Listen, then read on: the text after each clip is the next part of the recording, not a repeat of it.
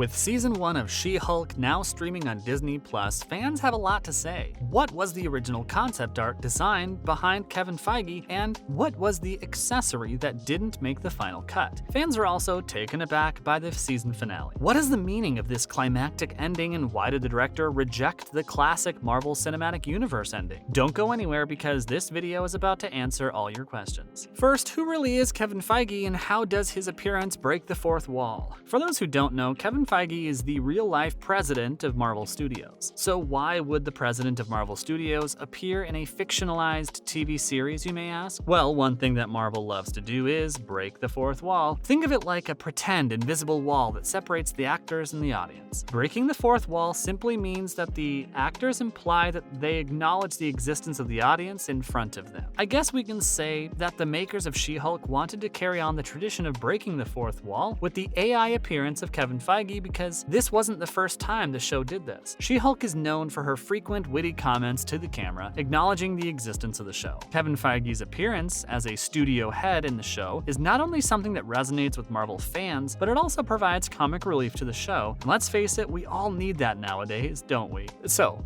did this idea of breaking the fourth wall only come about for the new She-Hulk series, or has it been happening all along? Keep watching to find out. So, how did She-Hulk break the fourth wall in the Marvel comics? Many people think that breaking the fourth wall is something that only happens in modern-day films and TV series. But did you know that She-Hulk began breaking the fourth wall all the way back in the comics written in the 80s? In She-Hulk comics written by John Byrne, Jennifer Walters, aka She-Hulk, is often shown arguing and bickering with the writer herself. A pretty creative, unusual, and interesting approach for readers. For example, on one cover featured in 1988, She-Wolf is shown ripping up an X-Men comic book and threatening that she will rip up all X-Men scripts if you don't read her comics. She-Hulk's pretty feisty, you could say. In fact, she breaks the fourth wall another time while crossing over into the Incredible Hulk comics. The Hulk tells her, "Jen, there's no one there." She responds, "Sure there is, don't you see? I'm breaking the fourth wall. I do it all the time." So as you can see, not only does She-Hulk break the fourth wall, but she also basically admits she's breaking the fourth wall. Now, moving on back to the recent She-Hulk series. So many fans are dying to know more about the unique designs of Kevin's AI and what were the original plans for his designs. Stay tuned, because we're just about to answer all the questions you're dying to hear. So, what was the original concept art behind Kevin's design? K.E.V.I.N, which stands for Knowledge Enhanced Visual Interconnectivity, was featured as an AI bot with a blue, red, and green light. But did you know that Kevin Simpson, the artist behind She-Hulk, claims that the original design for Kevin was much more complex than what made the final cut? So what was the potential concept art behind our fellow AI? Let's take a look. So Simpson states that one version of the AI was going to be futuristic, edgy, and space-agey, following the Akira style. Another version he planned was fairly modern and similar to a computer design we'd currently own. The other concept he planned gave off total retro computer vibes, which would totally give fans some 1980s nostalgia. But do you know the alternate design for Kevin that would have really shocked the fans of She-Hulk? Stay tuned to hear of the iconic accessory that didn't make the final cut for K.E.V.I.N's design. What was the accessory that didn't make the final cut for Kevin's AI? Most Marvel fans know that Kevin Feige is notorious for his variety of Marvel baseball caps. Well, did you know that Kevin Simpson was originally going to incorporate a Marvel Studios cap for Kevin's AI? You may be even more surprised to know that this decision caused quite the conflict between Kevin Feige himself and Jessica Gao, head writer of the She-Hulk series. Gao explains how this all boiled down in an interview with The Hollywood Reporter. Gao states that, "In the first draft, I described the robot as an Akira meets HAL 9000 like AI brain/robot, and the script specifically said that it's wearing a little black baseball cap on top. However, Feige did not take a liking to this idea and responded with the quote, 'Well, that doesn't make any sense. Why would a robot wear a hat?' Gao really pushed for this idea, passive-aggressively joking that she would quit if they didn't incorporate the hat idea into the design. Feige was rather careless and nonchalant about this threat, so Gao decided to stay and write off the whole cap idea. So, we've covered the original designs for Kevin's AI, but now let's cover the question that everyone's been waiting for. What is the meaning behind the ending of the season finale? First, let's recap the season finale. Before we delve into the meaning behind the unusual ending, let's first recap what exactly happened. Warning, this contains spoilers. At the beginning of the episode, Jennifer takes a plea deal, agreeing that if she is released, she must never again transform into She-Hulk. She then proceeds to lose her job and is forced to move back in with her parents. Pretty sad, huh? Things take a turn when Jen meets up with Nikki and Pug, who are taking down Emil, who has now transformed into the Abomination. This isn't the only shocker, for she soon discovers that Todd is now the Hulk King. So, does Jen fight the villains who are against her? Wrong. She once again breaks the fourth wall. Jen breaks the fourth wall by transforming into Marvel Studios Assemble and complains to the makers of the show that the current ending is too predictable. This is when she finally talks to Kevin and insists that the ending should take place in daylight. Emil should be punished for breaking parole, and finally, there should be no Hulk. In the end, Jen receives everything she asks for. It seems She-Hulk really knows how to get what she wants. So why did the writers of the show choose to go along with this obscure ending? Keep watching because you're just about to hear. Why did the writers reject the classic Marvel Cinematic Universe ending? It's pretty obvious that the season finale of She-Hulk was nothing like the classic Marvel Cinematic Universe ending we're used to seeing. Yet the writers still chose to go along with this decision. Why, you may ask? Well, let's take a look at a few reasons. Throughout the season, we are familiar with Jen breaking the fourth wall by speaking directly to the camera. Her transferring over to a completely different storyline is another more extreme way of breaking the fourth wall and comes as a pretty big shock to the viewer. Marvel endings like She-Hulk typically have a grandiose, dynamic ending, one that's action-packed, climatic,